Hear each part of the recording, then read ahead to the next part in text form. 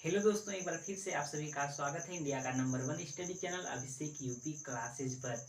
मेरे प्यारे दोस्तों, आज की क्लास में हम लोग प्रकाश का परावर्तन तथा अपवर्तन, यहाँ से जो क्वेश्चन एग्जाम में पूछा जा सकता है उस क्वेश्चन को आज हम लोग इस क्लास में देखने वाले हैं।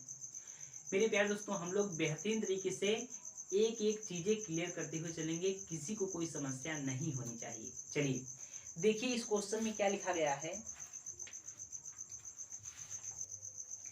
लिखा गया है एक उत्तल दर्पण से 25 सेंटीमीटर दूर रखी एक वस्तु के प्रतिबिंब की लंबाई वस्तु की लंबाई की आधी होती है।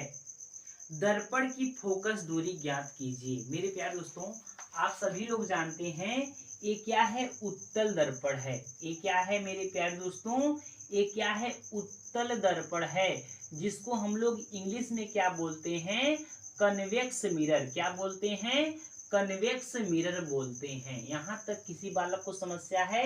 ये क्या है, उत्तल दर्पण है। हमने क्या किया, इस पर मुख्य अक्ष डाला, जिसको हम लोग इंग्लिश में बोलते हैं प्रिंसिपल एक्सिस। क्या बोलते हैं, प्रिंसिपल एक्सिस बोलते हैं, हिंदी में बोलते हैं मुख्य अक्ष। सेंटर यहाँ पर कहीं पर है, सेंटर को हम लोग क्या बोलते हैं, वक्रता त्रिज्या बोलते हैं। क्या बोलते हैं, वक्रता त्रिज्या बोलते हैं। और वक्रता त्रिज्या का आधा क्या होता है मेरे प्यारे दोस्तों, फोकस होता है। क्या होता है, मुख्य फोकस होता है। बात क्लियर है। और यहाँ पर क्या होगा, यहाँ पर पोल होगा। और मेरे प्यारे दोस्तों, वस्तु यहाँ पर कहीं पर रखी गई है। वस्तु कहाँ पर रखी गई है, यहाँ पर कहीं पर रखी गई है। बात क्लियर है। चलिए ठीक है।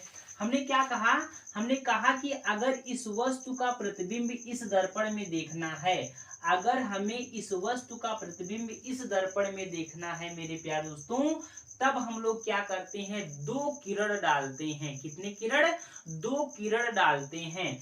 पहली किरण हम लोग मुख्य अक्ष के समांतर डालते हैं।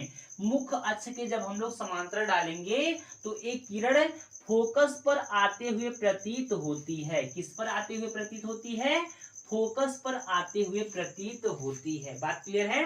और दूसरी किरण हम लोग कहां पर डालते हैं, सेंटर पर डालते हैं। कहां पर डालते हैं मेरे प्यारे दोस्तों, सेंटर पर डालते हैं। जब हम लोग किसी भी किरण को सेंटर पर डालेंगे तो जिस माध्यम में वो किरण जाएगी उसी माध्यम में क्या होगी मेरे प्यारे दोस्तों, वापस आएगी। यानी कि इस माध्यम में गई और इस माध्यम में क्या हुई मेरे प्यारे दोस्तों, वापस आई। क्लियर है।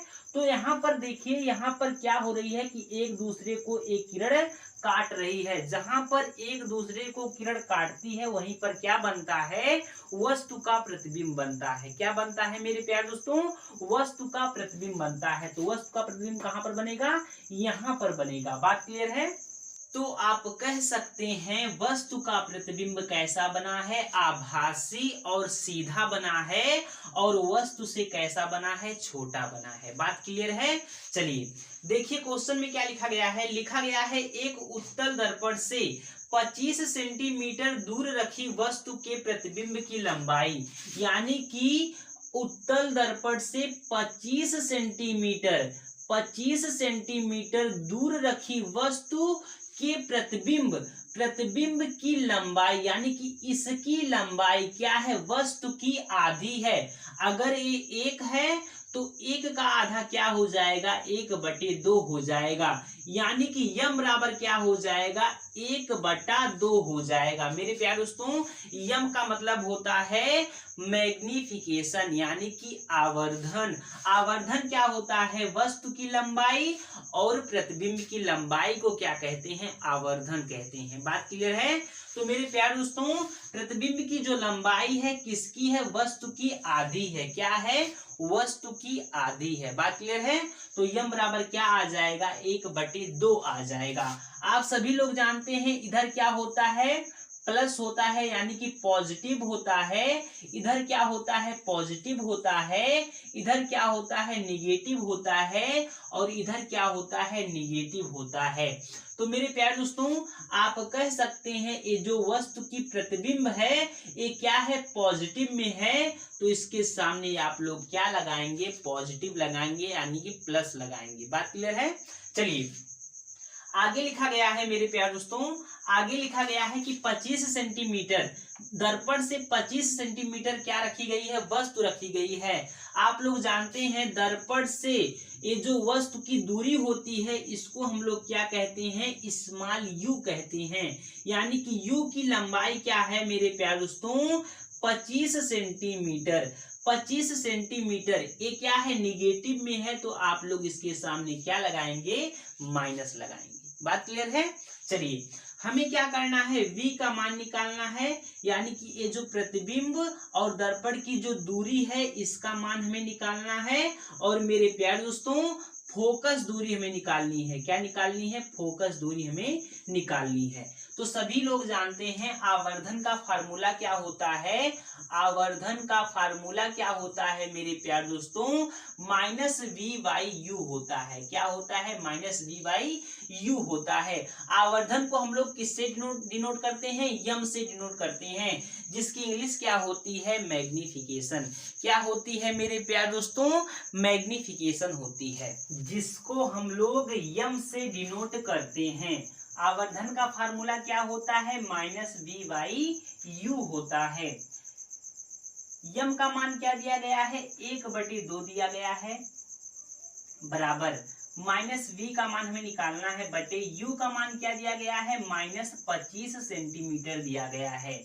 माइनस माइनस से कट जाएगा, यहाँ पर 25 क्या है, बटे में है, इसको इस बगल लेकर जाएंगे तो क्या हो जाएगा मेरे प्यारे दोस्तों, गुणे में हो जाएगा। यानी कि 1/2 गुणे 25 बराबर वी। वी का मान क्या आ जाएगा, 25/2 आ जाएगा। क्या आ जाएगा, 25/2 आ जाएगा। बात क्लियर है।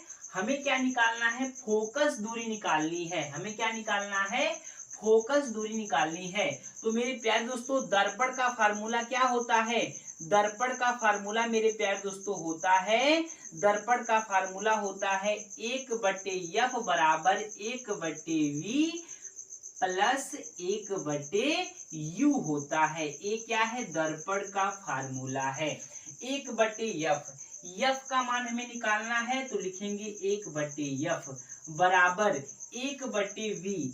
v का मान क्या दिया गया है मेरे प्यारे दोस्तों, v का मान दिया गया है 25/2। क्या दिया गया है, 25/2 दिया गया है। या फिर इसको हम लोग लिख सकते हैं मेरे प्यारे दोस्तों, 2 एकन्नम में 2, 2 दूना 4, यानी कि 12.5 लिख सकते हैं। तो आप कहेंगे जी हाँ, इसको 12.5 आप लिख सकते हैं। प्लस था, प्लस में लगा दिया, 1/u का मान क्या है, -25 सेंटीमीटर है, तो -25 करेंगे। मेरे प्यारे दोस्तों यहाँ पर क्या है, माइनस है, यहाँ पर प्लस है। माइनस और प्लस का गुणा जब हम लोग करते हैं तो क्या निकल कर आता है, माइनस निकल कर आता है। यहाँ पर देखिए एक अंक बाद दशमलव लगा है, तो दशमलव हम लोग हटाएंगे तो ऊपर क्या बढ़ेगा, 1 0 बढ़ेगा। बात क्लियर है।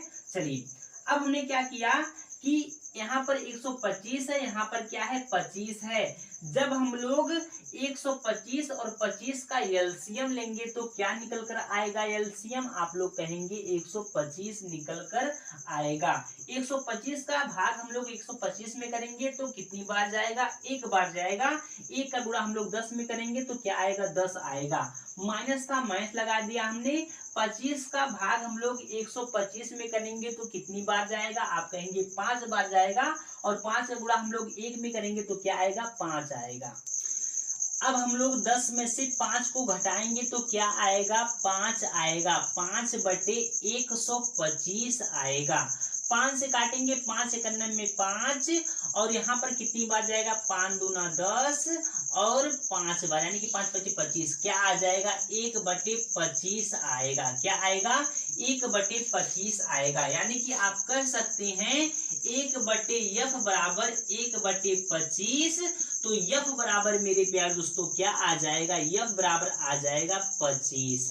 क्या आ जाएगा, 25 आ जाएगा। यानी कि आप कह सकते हैं ये जो फोकस दूरी है, ये जो फोकस दूरी है मेरे प्यारे दोस्तों क्या है, 25 सेंटीमीटर। फोकस दूरी क्या है मेरे प्यारे दोस्तों, 25 सेंटीमीटर है। यानी कि इस पोल से और इस फोकस दूरी की जो लंबाई है मेरे प्यारे दोस्तों 25 सेंटीमीटर है। क्या है? 25 सेंटीमीटर है। क्लियर है? अगर हम लोग बात करते हैं वक्रता त्रिज्या, तो वक्रता त्रिज्या क्या निकल कर आएगी? फोकस दूरी की क्या होती है? दुगनी होती है। यानी कि आप कह सकते हैं वक्रता त्रिज्या कितनी दूर पर है दर्पण से? तो आप कह सकते हैं 50 सेंटीमीटर दूर पर है। क्या है? 50 सेंटीमीटर दूर पर है दर्पण से और वक्रता त्रिज्या। बात क्लियर है? तो इस क्वेश्चन का राइट आंसर क्या हो जाएगा? 25 सेंटीमीटर हो जाएगा। क्या हो जाएगा?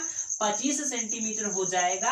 आप सभी लोग जानते हैं फोकस यानी कि ये जो फोकस दूरी है मेरे प्यारे दोस्तों पॉजिटिव में है, तो क्या निकल कर आया है? पॉजिटिव में निकल कर आया है। इस क्वेश्चन का राइट आंसर 25 सेंटीमीटर। फोकस दूरी क्या हो जाएगी? 25 सेंटीमीटर। बात क्लियर है?